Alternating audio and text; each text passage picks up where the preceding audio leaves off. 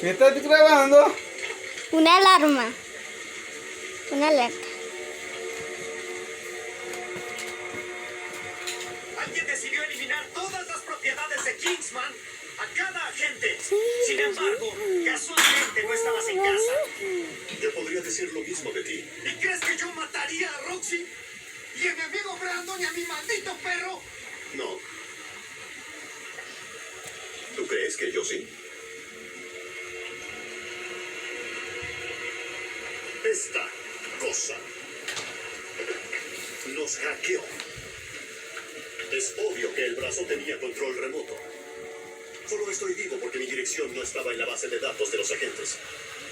Con quien trabaje Charlie no creyó que el personal de oficina ameritara un misil. Kevin can fucking.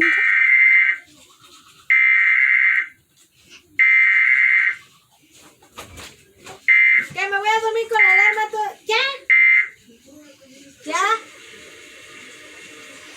Ya, quítala. Ahora, como todos los sobrevivientes están presentes, se activa el protocolo del juicio final. Cuando esto se haga, y solo entonces, te podrás desahogar en privado.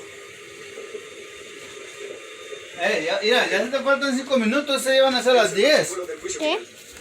Ay, ya son las 10, time's up. No. Ahorita que me termine de bañar me lo vas a dar, ¿eh?